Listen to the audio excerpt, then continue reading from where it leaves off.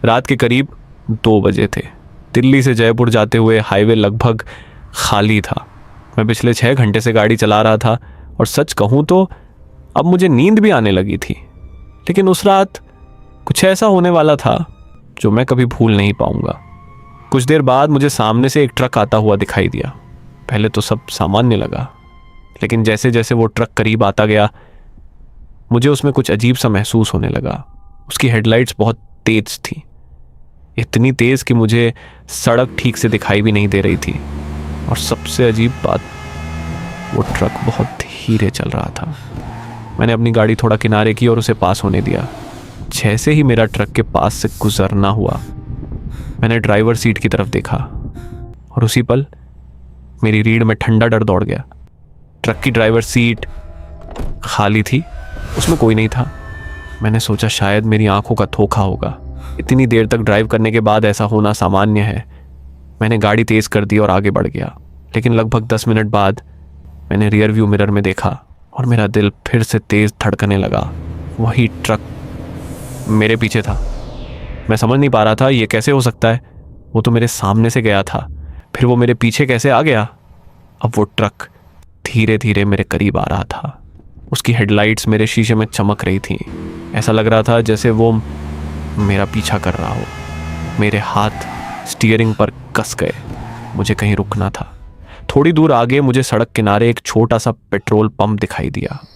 मैंने तुरंत गाड़ी मोड़कर वहां रोक दी। मैं कार से उतरा और इधर उधर देखने लगा, लेकिन पेट्रोल पंप बिल्कुल खाली था। कोई कर्मचारी नहीं, कोई गाड़ी नहीं, बस हवा की आवाज़ और झिलमिलाती ट्यूबलाइट। मैंने आवाज़ लगाई, हेलो, कोई है यहाँ? लेकिन कोई जवाब नहीं आया। और तभी मुझे दूर से फिर वही हेडलाइट्स दिखाई दी। वही ट्रक धीरे धीरे पेट्रोल पंप की तरफ आ रहा था। मेरा दिल जोर से धड़कने लगा। ट्रक आकर मेरे सामने रुक गया। कुछ सेकंड तक सब बिल्कुल शांत था। फिर अचानक ट्रक का दरवाज़ा अपने आप खुल गया। मैंने डरते हुए अंदर झांका और तभी मुझे ड्राइवर सीट पर कोई दिखाई दिया। एक आदमी, लेकिन उसका चेहरा बिल्कुल सफ़ेद था। उसकी आंखें खाली और काली थीं, जैसे वो इंसान नहीं कुछ और हो। वो धीरे से बोला, तुम उसी सड़क पर हो जहां मैं मारा था। मेरी सांसें रुक सी गईं। मैं कुछ बोल भी नहीं पा रहा था। वो फिर बोला, हर रात मुझे अपना आखिरी सफ़र पूरा करना पड़ता है। इतना कहकर वो ट्रक धीरे धीरे धुंध में गायब होने लगा। कुछ ही सेकंड में वो पूरी तरह गायब हो गया। मैं कुछ देर वहीं खड़ा रहा। फिर मैंने गहरी सांस ली। शायद सब खत्म हो गया था। मैं वापस अपनी कार में बैठा, इंजन स्टार्ट किया और जैसे ही मैंने रियर व्यू मिरर में देखा, मेरी सांस रुक गई।